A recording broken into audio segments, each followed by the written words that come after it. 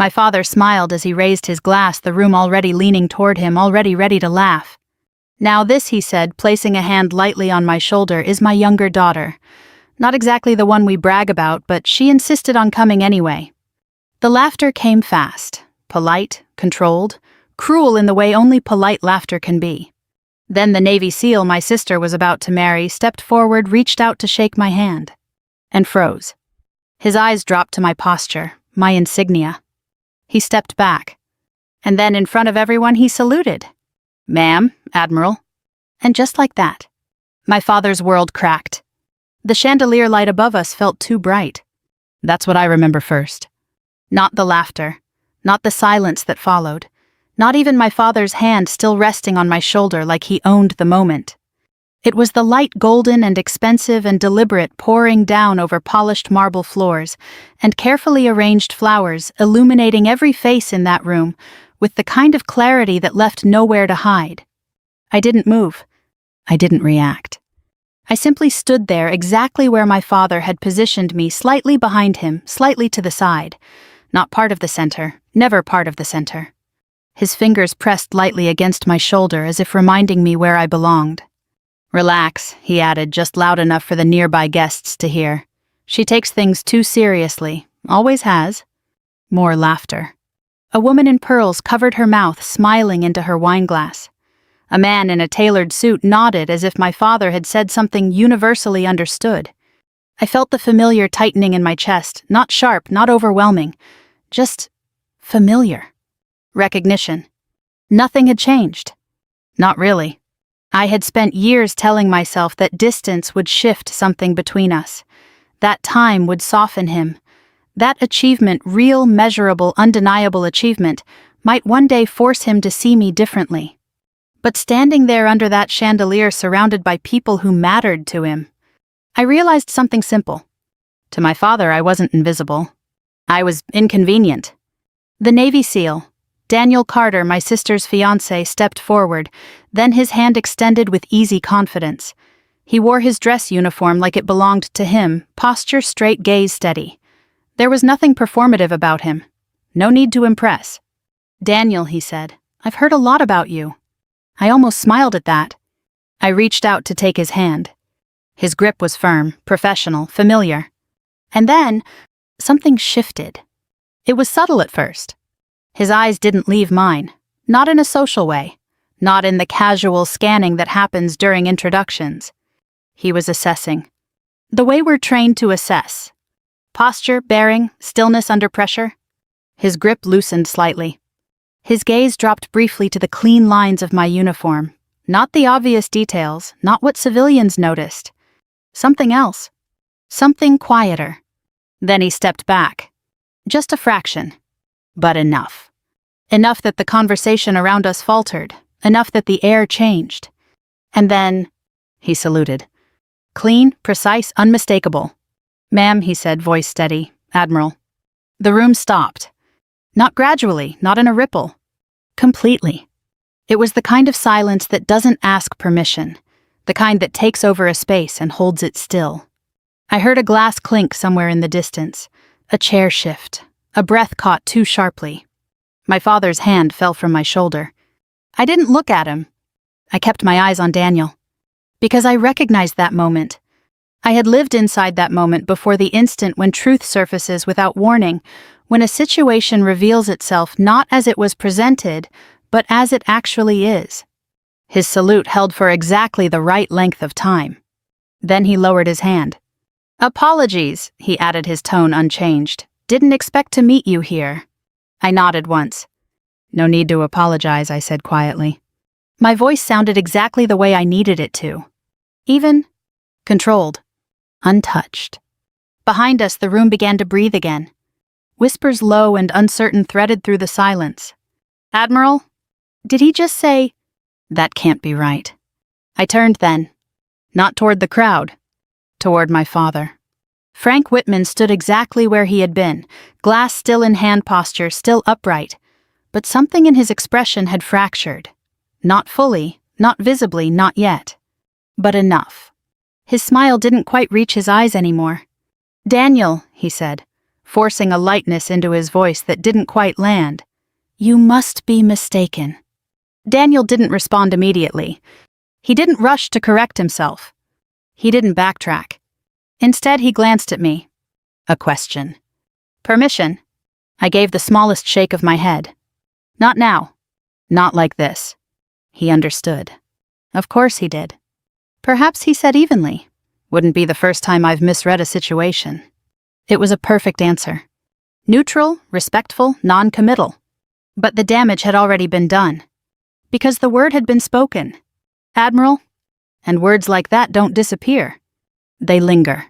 They settle. They reshape perception in ways that can't be undone. My father let out a short laugh, too quick, too sharp. "Well," he said, lifting his glass again, "let's not get carried away. My daughter has always had a flair for dramatics." A few people chuckled. Not all of them. Not this time. I could feel it, the shift. Subtle but real. The room was no longer leaning entirely toward him. And he knew it. I stepped back slightly, easing out from beside him. Not abruptly. Not defiantly. Just enough to reclaim my own space. "I think I'll get some air," I said. No one stopped me. No one argued. Because for the first time since I had walked into that house, I wasn't the least important person in the room anymore.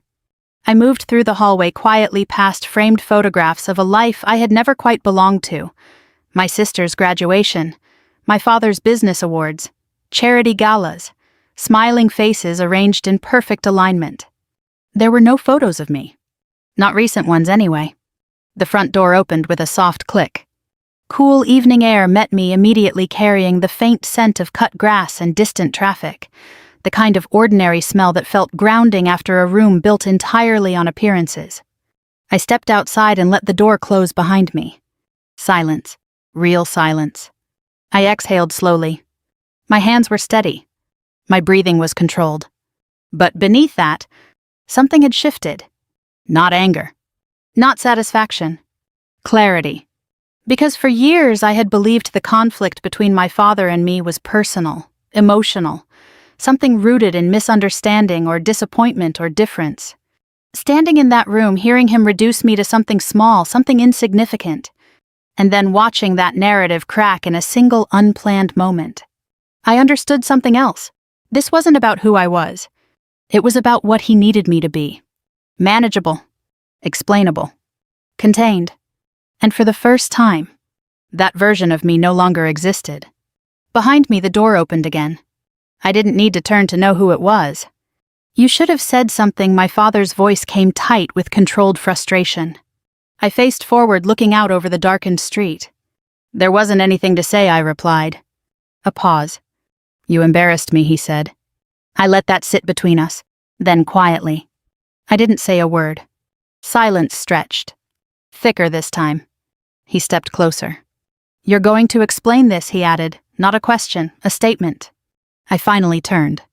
Met his eyes. "No," I said.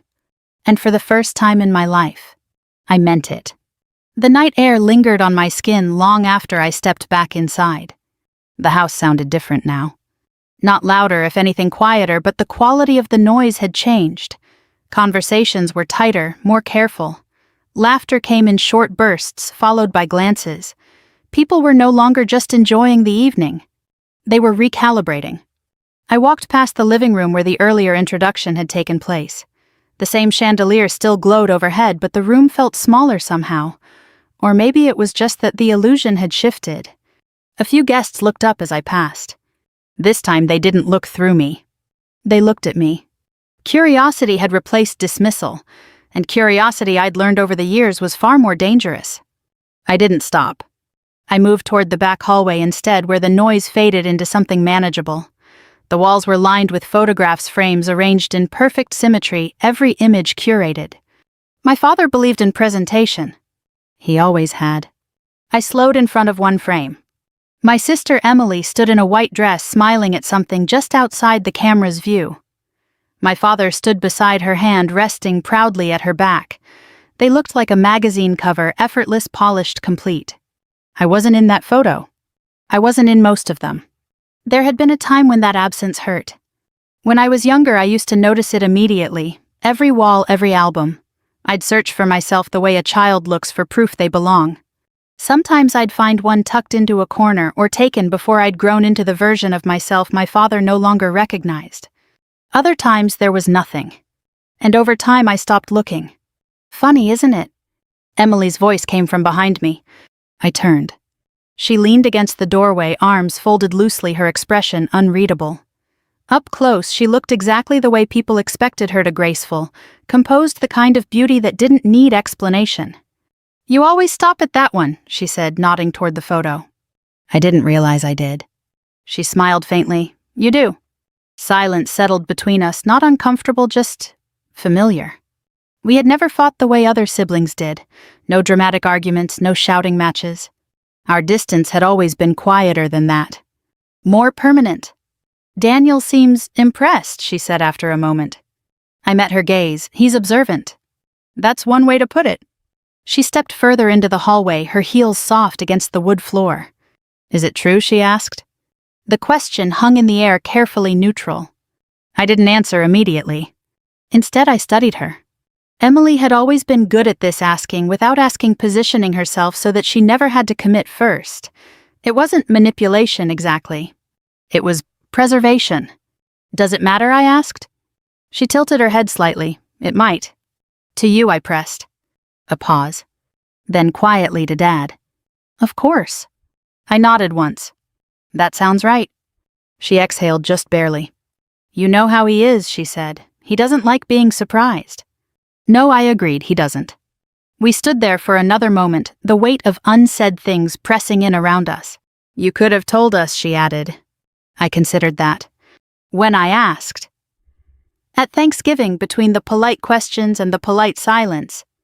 Or maybe at Christmas, right after Dad introduced you as the one he was proud of. Her jaw tightened slightly. "That's not fair." "No," I said evenly, "it's accurate." She looked away first. "That wasn't new." "Daniel's going to ask more questions," she said, shifting the subject just enough to regain footing. "He won't let this go." I wouldn't expect him to. "And Dad?" She hesitated. "He's already upset." I almost smiled. "Already?" Her eyes flicked back to mine. "You know what I mean." I did. My father didn't lose control in public. Not fully. Not in ways that couldn't be recovered with the right words, the right gestures, the right narrative. But I had seen the crack. And so had she. "I'm not here to cause problems," I said. Emily let out a soft, humorless breath. "You don't have to try." That landed. Not because it was cruel, but because it was honest. For my father, my existence had always been disruptive. Even when I wasn't in the room. "I should get back," she said after a moment. "People are asking questions." "Of course they are." She paused at the doorway, then glanced back. "Just be careful," she added. It wasn't concern. Not exactly. It was something closer to warning. Then she was gone. I remained in the hallway for a few seconds longer, letting the quiet settle again. Then I moved. Upstairs. My old room was at the end of the corridor, exactly where it had always been. The door opened without resistance, revealing a space that felt frozen in time. The furniture hadn't changed. The layout hadn't changed. Even the faint scent, clean linen, and something floral was the same. But the details told a different story. The shelves were empty. The desk cleared. The walls bare. Anything that had once belonged to me had been removed. Not recently. Carefully. Deliberately. As if erasing me had been part of maintaining order. I stepped inside and closed the door behind me. For a moment I just stood there. Breathing. Remembering. 17. That was the last time I had stood in this room and felt like it might still be mine. The acceptance letter had arrived on a Tuesday. West Point. I hadn't expected to get in. Not really. But when I held the envelope in my hands, thick, official, undeniable, I felt something I hadn't felt in a long time. Possibility. I brought it downstairs. My father was in the study reviewing something on his laptop. He didn't look up immediately when I entered. "Dad," I said. He glanced up then, just briefly. "Make it quick." I handed him the letter. He took it, scanned the first line, then the second. His expression didn't change. Not surprise. Not pride. Not even disappointment. Just calculation. He set it down on the desk. You're not going, he said. I blinked. I what? It's not a good fit, he continued, already turning back to his laptop. You'll find something more appropriate. Dad, I got in. And you'll decline. The conversation had ended for him. But not for me. I'm not declining, I said, my voice steadier than I felt. That got his attention. He leaned back, slowly studying me in a way that made my chest tighten. Do you have any idea what that environment is like, he asked? The kind of people you'll be surrounded by? Yes. Then you should know better, he said. That's not where you belong. Where do I belong, I asked. He didn't hesitate. Here, he said, with your family, in a life that makes sense. I remember the silence that followed. Heavy. Defining. I'm going, I said. Something shifted in his expression then. Not anger. Something colder. If you walk out that door for this, he said quietly, don't expect us to pretend it's something to celebrate. I swallowed. I'm not asking you to celebrate, I replied. I'm asking you to understand. I understand perfectly, he said. You're making a mistake. Maybe I was. At 17, it's hard to tell the difference between conviction and defiance. But I knew one thing. If I stayed, I would disappear. So I left. The memory faded as quickly as it had come, leaving me standing in the empty room once more. Years had passed since that moment. Deployments. Commands. Decisions that carried weight far beyond anything my father had ever imagined for me. And yet, standing there, I realized something that surprised me. Part of me had always hoped that one day he would see it. Not the rank. Not the title. Me. A knock at the door pulled me back to the present. Sharp. Controlled. I didn't need to ask who it was. Come in, I said. The door opened. My father stood there. For a moment, neither of us spoke. Then he stepped inside and closed the door behind him. We need to talk, he said. I nodded once. Yes, I replied, we do. And this time, neither of us pretended it would be easy. My father didn't speak right away. He stood just inside the room, one hand still resting on the doorknob, as if he hadn't fully decided whether he intended to stay or simply to mark the moment and leave. That was his way. Control didn't always come through action. Sometimes it came through hesitation, through making the other person wait. I didn't fill the silence. I had learned a long time ago that silence unsettled him more than confrontation ever could. Finally, he stepped forward. Slowly, deliberately. His gaze moved across the room, taking in the stripped shelves, the empty walls, the absence of anything that once belonged to me. You've kept it minimal, he said. It was almost a compliment. Almost. I don't live here, I replied. No, he agreed, you don't. Another pause. Then he turned to face me fully. Explain what happened downstairs. Not a question. Never a question. I leaned lightly against the edge of the desk, folding my arms, not defensively, just comfortably, grounded. There's nothing to explain, I said. He recognized something. He reacted. That's not how this works, my father snapped, the first crack in his composure surfacing. People don't just salute strangers. I'm not a stranger. His jaw tightened. To him he pressed. I held his gaze. Number. The word settled between us like something solid. Unmovable. He exhaled sharply through his nose, pacing once across the room before stopping again. You're going to tell me exactly what you've been doing, he said. And I want the truth this time. I almost laughed. Not because it was funny, but because of how familiar it felt. The assumption. The idea that the truth had always been available to him if only I had chosen to share it properly. I've always told you the truth, I said quietly. No, he countered immediately. You've told me pieces, you've withheld context, I've told you what you were willing to hear, I interrupted. That stopped him. For a moment, something unreadable flickered across his face. Then it was gone. You think this is a game, he asked. I think you're uncomfortable, I replied. Silence. Heavy, pressing. He stepped closer, his voice lowering. You embarrassed me in front of people who matter, he said. Do you understand that? I met his eyes without flinching. I didn't say anything, I repeated. That's not the point. No, I agreed, it is. His expression hardened.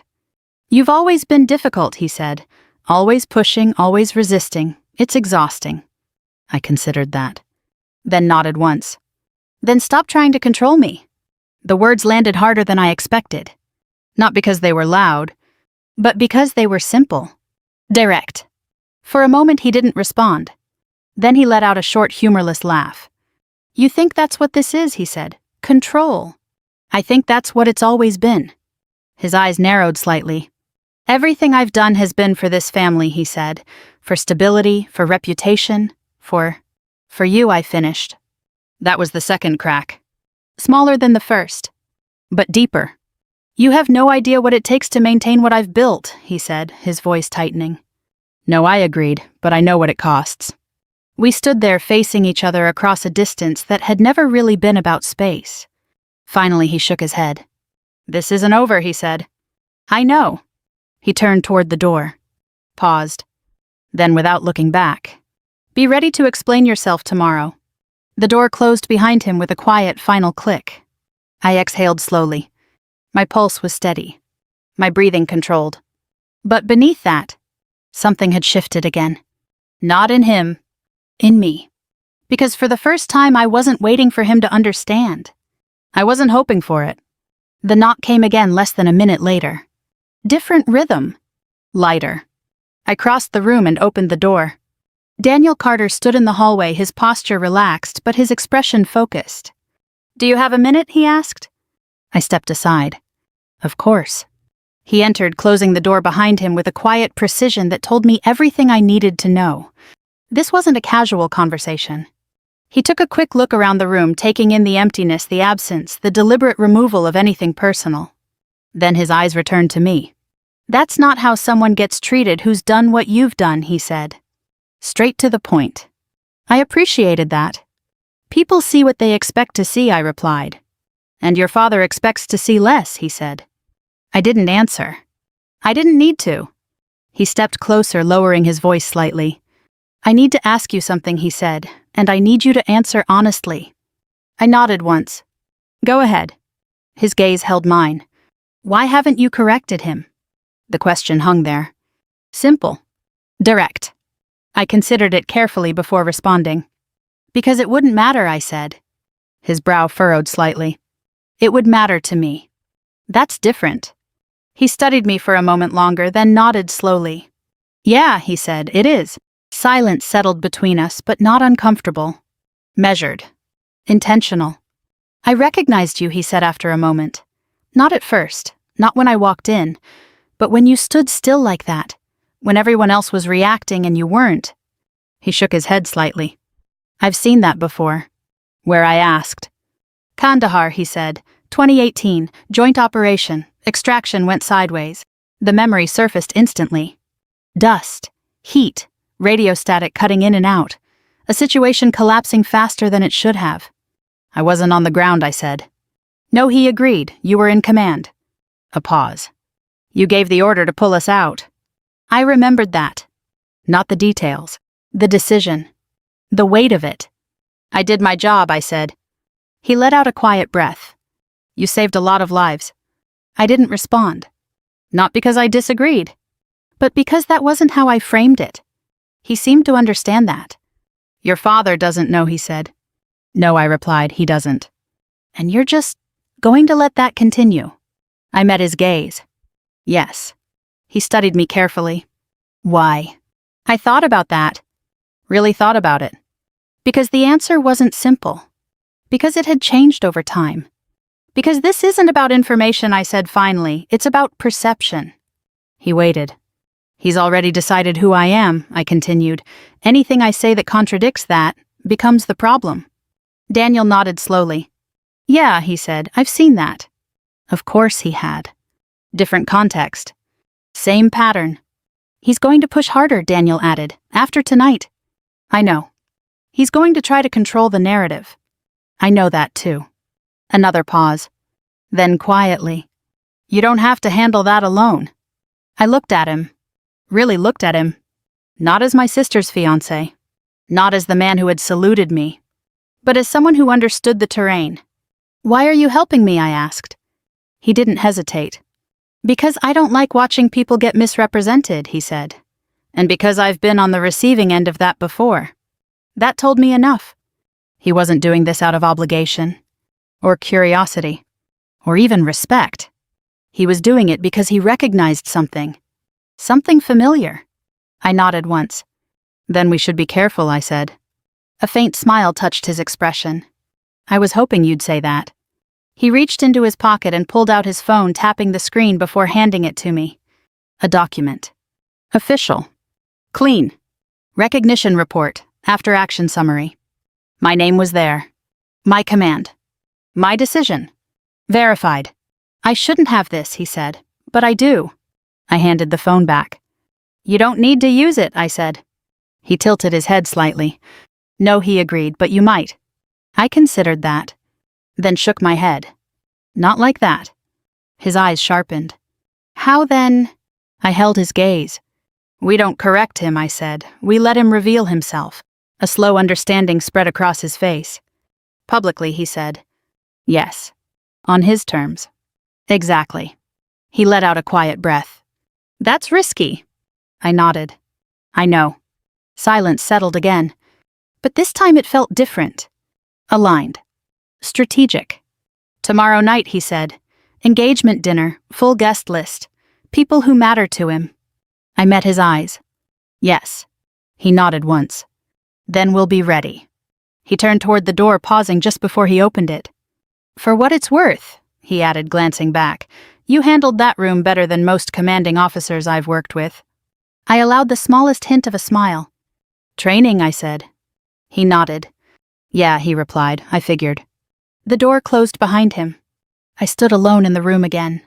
But not the same way as before. Because now, this wasn't just about enduring. It was about positioning. And tomorrow, the narrative would shift. Not because I forced it to, but because I allowed the truth to surface. Exactly where it couldn't be ignored. The house was quieter the next morning. Not empty, never empty, but restrained. The kind of quiet that follows a disturbance people haven't agreed on how to discuss yet. I woke before sunrise. That hadn't changed.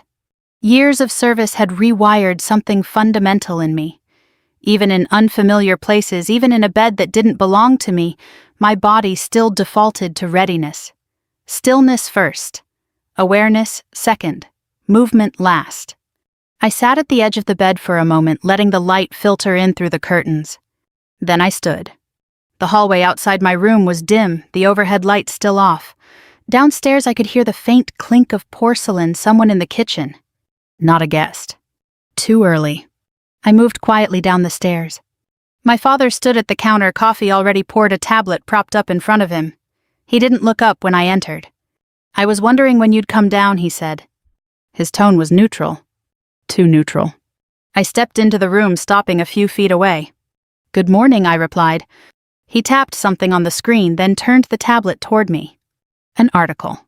Local outlet. Clean layout, professional tone. The headline didn't mention my name. But it didn't need to.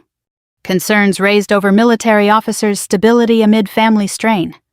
I read the first paragraph, then the second. Each sentence carefully constructed. No direct accusations, just suggestions, anonymous sources. Context shaped just enough to tilt perception. Emotionally volatile. Estranged from family. Fixated on rank and validation. I set the tablet back on the counter. When did this go live, I asked. An hour ago, he said. I nodded once. You move quickly. He lifted his coffee, taking a measured sip. I move efficiently, he corrected. Of course he did. I leaned lightly against the counter, my posture relaxed, my breathing even. This is sloppy, I said. That got his attention. He set the cup down. Sloppy, he repeated. It's rushed, I clarified. The sourcing is thin, the framing is obvious. His eyes narrowed slightly. You think you understand how this works, he asked. I think I've seen enough versions of it, I replied. Silence stretched. Then he smiled. Not warmly. You always did overestimate your perspective, he said. Maybe I allowed, but this won't hold. He stepped closer. It doesn't need to hold, he said quietly. It just needs to introduce doubt. There it was. Not denial. Not defense. Strategy. I studied him for a moment. You're building a narrative, I said. I'm protecting this family, he countered. No, I replied, you're protecting your version of it. His jaw tightened. They're the same thing, he said. They're not. Another pause. Longer this time. Then he turned away, picking up a folder from the counter. Tonight, he said, placing it in front of me is important. I didn't touch it. Emily's future depends on how this evening goes, he continued. Her fiancé's family, their connections, their expectations. I'm aware. Then you understand why we need to be aligned. Aligned. The word settled heavily between us. I'm not interested in alignment, I said. He ignored that. Inside that folder, he continued tapping it lightly, is a simple agreement. I didn't need to open it. I already knew. You'll keep a low profile tonight, he said. No uniform, no discussions about your work, no surprises. I don't plan to cause a scene. That's not enough, he replied. You'll also sign the document. I looked at the folder, then back at him. What document? He smiled slightly. Asset consolidation, he said. Your mother's estate was never properly structured. This simplifies things. By removing my claim. By clarifying it. In your favor. In the family's favor. I let out a slow breath. You've already decided how this ends, I said. Yes, he replied, I have. I picked up the folder then. Opened it. The language was precise, legal, final. Irrevocable transfer, full relinquishment of claim, effective immediately. I closed it. You're asking me to give up everything my mother left me, I said. I'm asking you to do what's right, he corrected. For who? For your sister. Of course. She's starting a new life, he continued. She needs stability, support. And You don't need a house you never use, he said. You don't need assets you don't manage. You have your career. The way he said it. Dismissive. Contained. I'm not signing this, I said. The words were quiet. Final. His expression didn't change immediately. But something behind it did. You haven't even had it reviewed, he said. I don't need to. That's not how responsible people operate. That's not what this is about. His voice sharpened. This is about family. No, I replied. It's about control. The word landed clean. He took a step closer.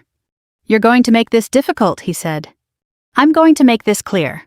Silence. Then slowly he nodded. Fine, he said. Have your attorney review it. I raised an eyebrow. You're offering that. I'm allowing it, he corrected. There it was again. The language of ownership. Even now. I placed the folder back on the counter. I'll have my lawyer contact yours, I said. His eyes flashed. Just for a moment. You're bringing lawyers into this, he asked. You already did. That's different. No, I said, it's not. He turned away again, pacing once across the kitchen before stopping at the window. For a few seconds, neither of us spoke. Then, you're making a mistake, he said. I didn't respond. You always do this, he continued. You push, you resist, you turn everything into a confrontation. I'm setting a boundary. You're creating a problem. I'm refusing to be one. That stopped him.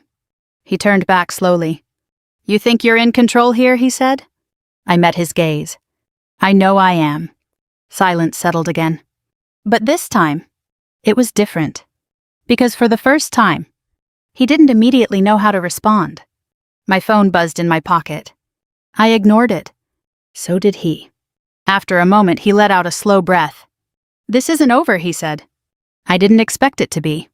He nodded once. Then picked up his coffee, finishing it in a single controlled motion. Tonight, he added, you'll do exactly what I've asked. I didn't answer. Because we both knew I wouldn't. He left the kitchen without another word. The sound of his footsteps faded down the hallway, replaced by the quiet hum of the house waking up. I stood there for a moment longer, then reached into my pocket and pulled out my phone. A message. From Daniel. Daniel, he posted something, check the link. I opened it. The same article. Already spreading.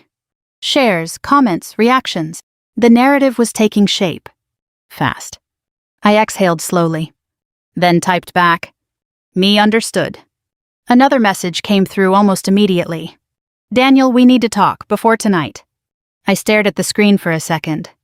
Then replied, me agreed. I slipped the phone back into my pocket and glanced once more at the folder on the counter. At the clean lines of the document. At the version of my life my father had already decided for me. Then I turned away. Because this wasn't about reacting anymore. It was about timing. And tonight, he would make his move. And when he did, he would do it in front of everyone who mattered to him. Which meant, he would do it exactly where the truth could no longer be contained. We met where no one would think to look. A small coffee shop just outside town, tucked between a dry cleaner and a law office, the kind of place that didn't attract attention, because it wasn't trying to. No polished marble, no curated lighting. Just worn wooden tables, the low hum of conversation, and the steady rhythm of an espresso machine working through the morning. Honest. Unremarkable. Safe. Daniel was already there when I arrived, seated in the far corner with his back to the wall, a clear line of sight to both the entrance and the counter. Of course he was. He looked up as I walked in, gave a brief nod, and slid a second cup of coffee toward the empty chair across from him.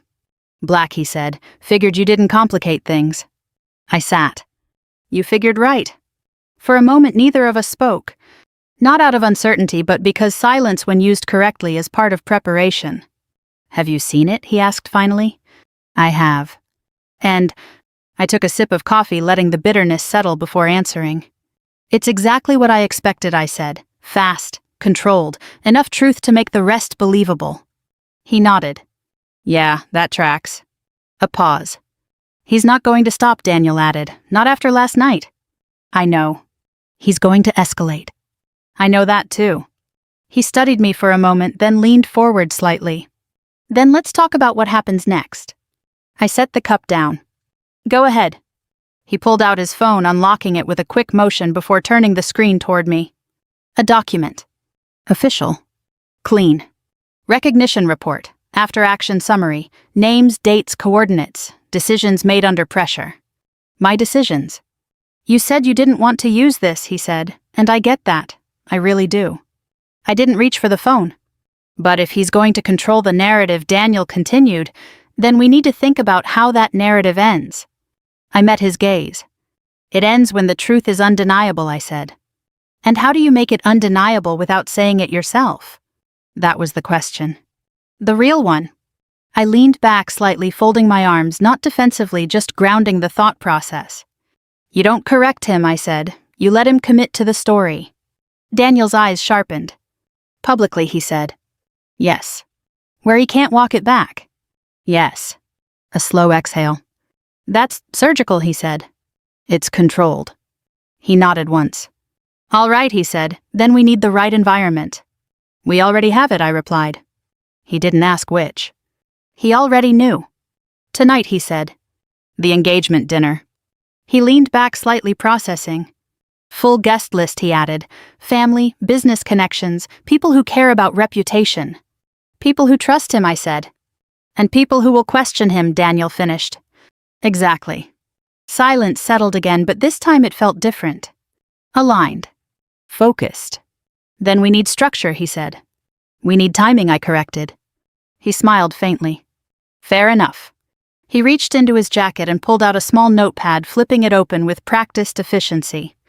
"Walk me through it," he said. I didn't hesitate.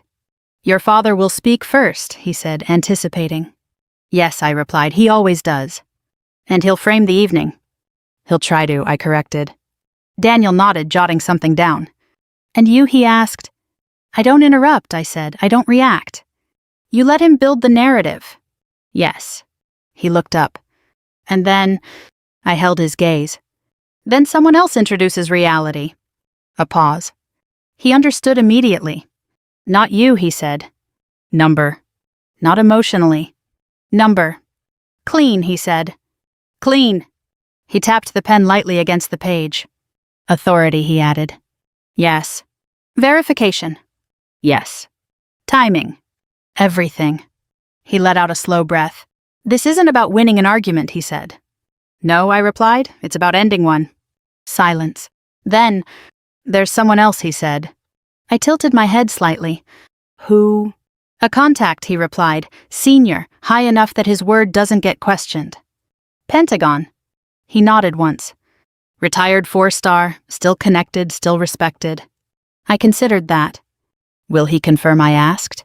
He already has, Daniel said, turning the phone back toward me. A video this time. Short. Direct. A man in uniform. 4 stars, no ambiguity.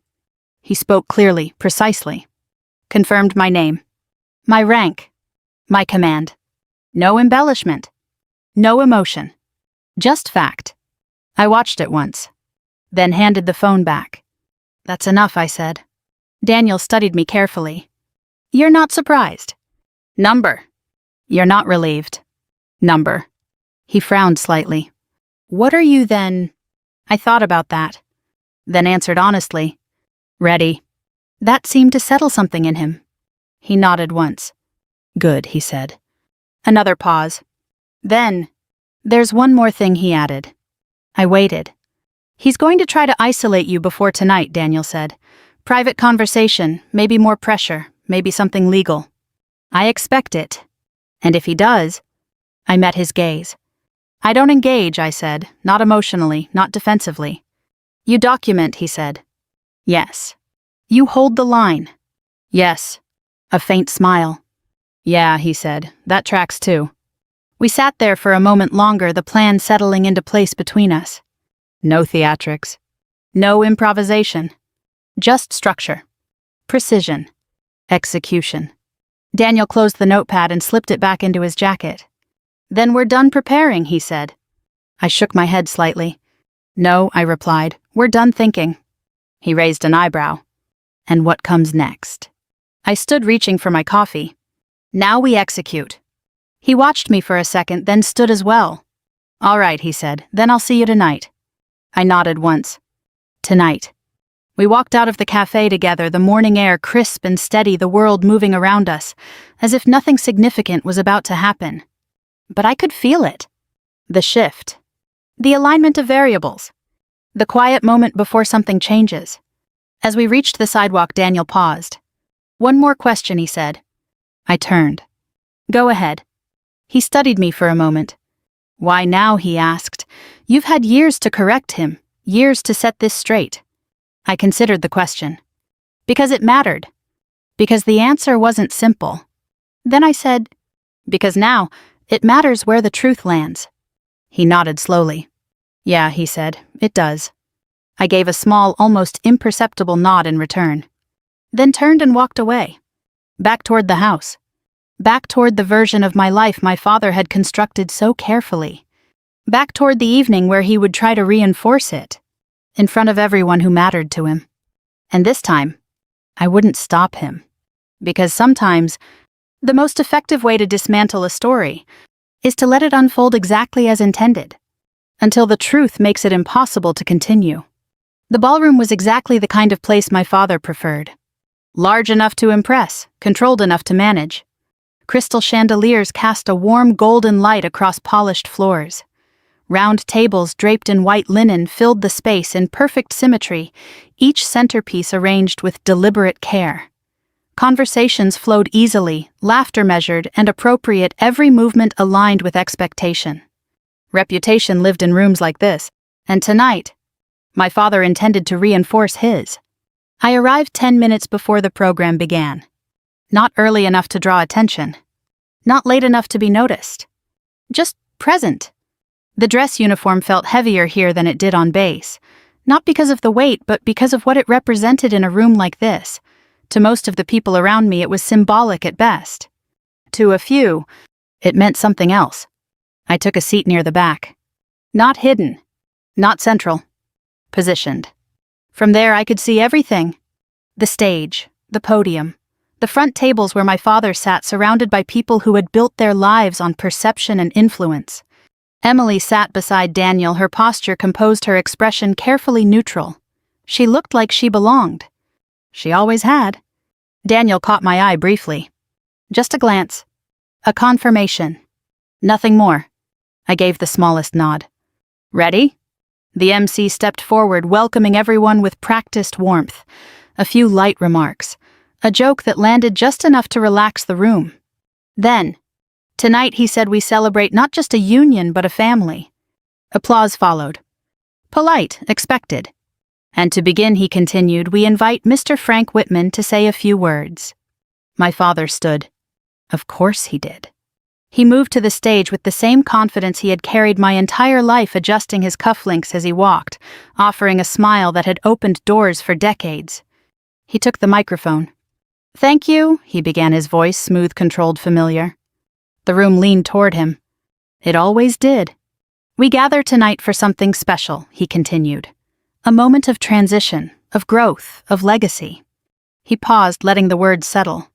My daughter Emily, he said, gesturing toward her, has always understood what it means to build something meaningful, to choose wisely, to represent this family with grace.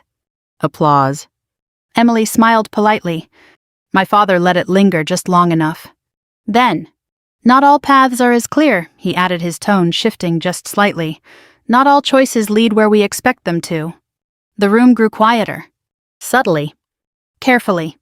He glanced toward the back. Toward me. Some people, he continued, lose their way. They chase things that sound important but forget what truly matters. There it was. Not direct. Not explicit. But clear enough. A few people shifted in their seats. Others nodded. The narrative was forming. Exactly as planned. I remained still. Hands folded. Breathing even. Let him speak. My father lifted his glass slightly. But tonight, he said, his voice warming again, we focus on what's right, what's stable, what's worth investing in. Applause followed. Stronger this time. More confident. He smiled. Satisfied. Because from where he stood, he believed he had regained control. He finished with a final toast, stepping back from the microphone as the room responded exactly as he expected. Then, Daniel stood. Not abruptly. Not dramatically. Just deliberately. He adjusted his jacket, stepped toward the stage, and reached for the microphone before the MC could transition. The shift was immediate. Not loud, but noticeable. Before we continue, Daniel said, his voice steady, there's someone here I need to acknowledge. The room quieted. Not completely, but enough. He didn't look at Emily. He didn't look at my father. He looked toward the back. Toward me. Every instinct in the room followed his gaze. I stood. Not quickly. Not reluctantly. Just steadily. Daniel took a breath. Then, Admiral Whitman, he said clearly. The words landed. Hard. Clean. Final. For a moment, nothing happened. Then everything did. Whispers broke across the room like a wave hitting glass. Admiral. Did he say, that's not possible? Daniel didn't rush. He didn't raise his voice. He didn't explain. He simply stepped back and saluted. Precise. Unmistakable. The kind of salute that carries weight not because of how it looks, but because of what it means. The room froze. I returned the salute. Equally precise. Equally controlled. Then lowered my hand. Behind Daniel, the screen flickered to life. No fanfare. No dramatic music. Just information. My name. My rank. My command. Official. Verified. Then, the video. The 4-star general. Clear, direct, unquestionable. Admiral Haley Whitman currently commands. That was enough. The room shifted. Not gradually. Decisively. People stood. Not everyone. But enough. Enough to change the energy.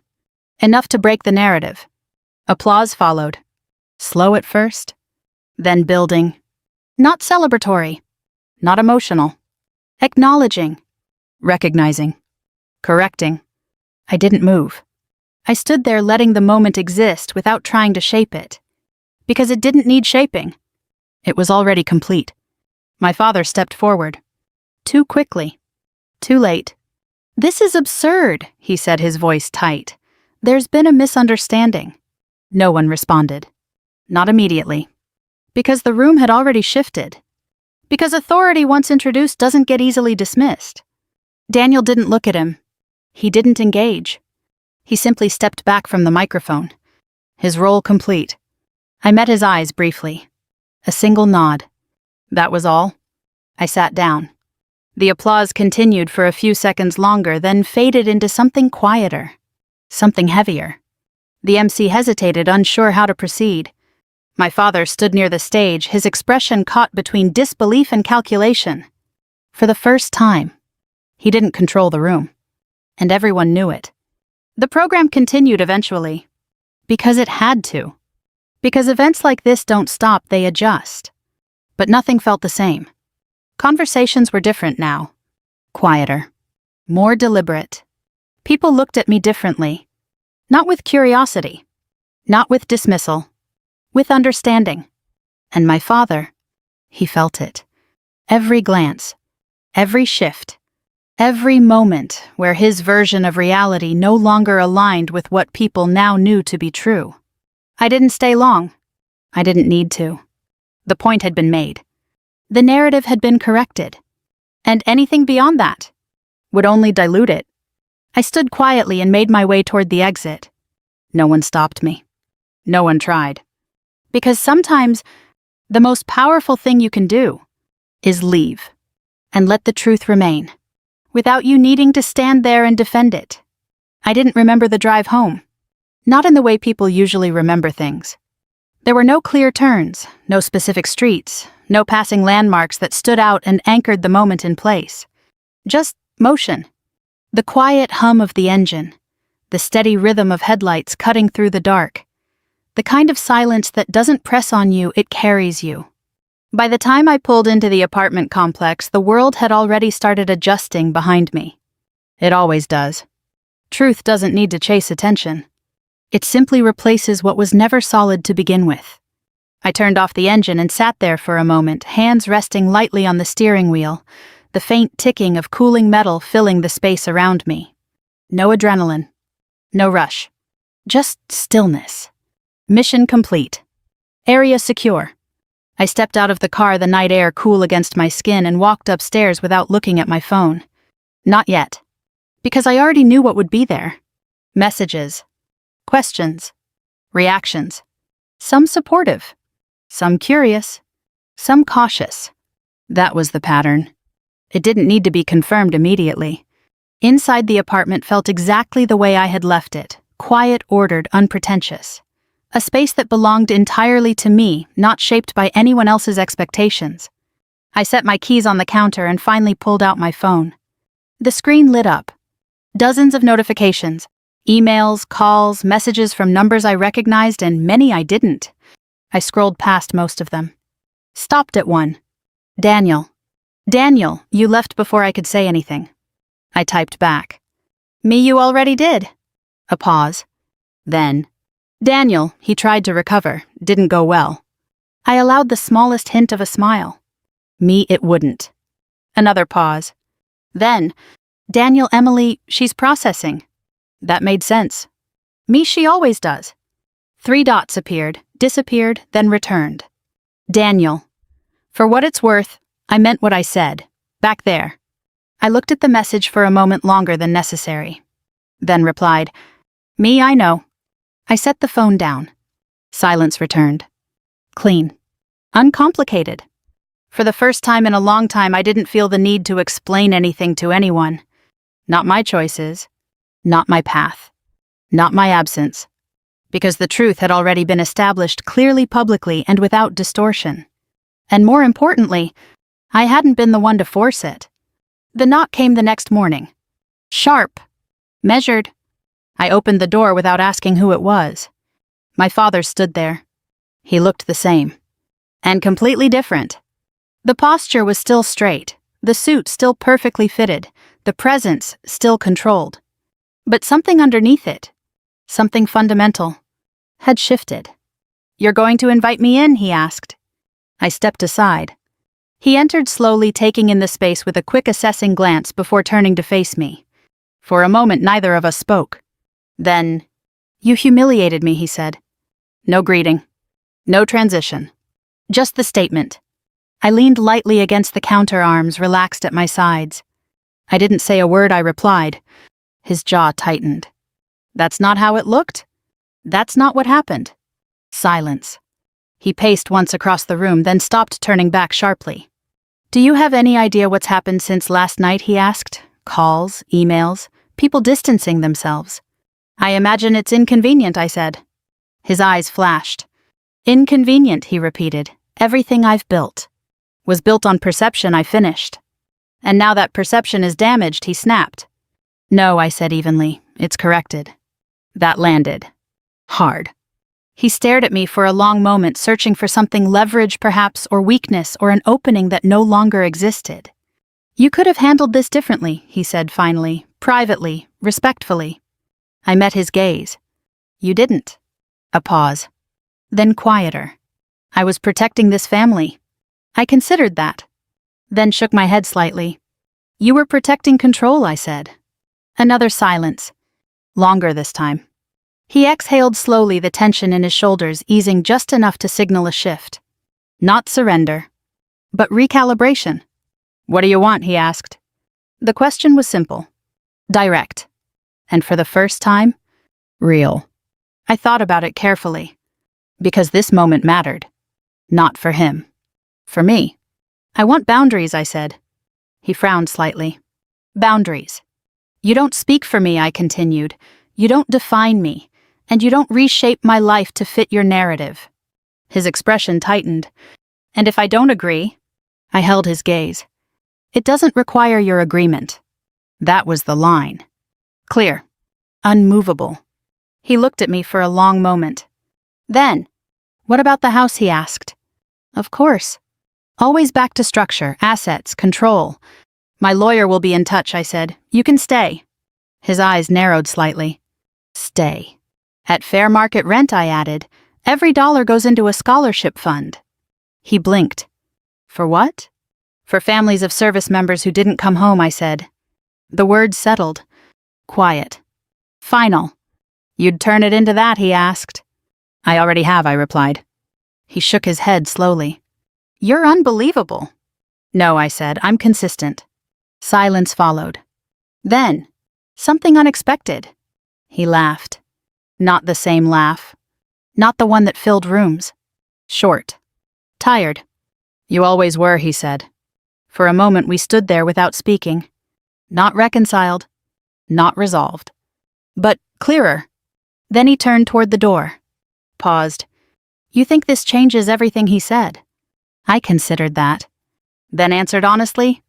No, I said. It just makes everything honest. He nodded once. Then left. The door closed behind him. Soft. Final. I stood there for a moment longer. Then moved to the window looking out over the quiet street below.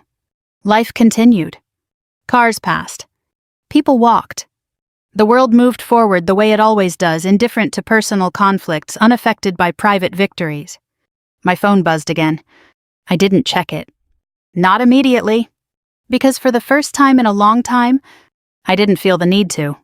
I had spent years trying to be understood, trying to be seen, trying to fit into a version of myself that made other people comfortable. And somewhere along the way, I stopped needing that. Not because I gave up, but because I found something else. Clarity. And clarity doesn't ask for permission. It doesn't negotiate. It doesn't wait to be accepted. It simply exists. I exhaled slowly. And for the first time, it felt like enough. If this story stayed with you, if you've ever felt overlooked, underestimated, or forced to shrink to fit someone else's expectations, I'd really like to hear your thoughts. Where are you watching from? What part of this resonated with you? We share stories like this every day, stories about strength, truth, and the quiet moments that change everything. If you want more, take a second to subscribe and stay with us. Let's keep going together.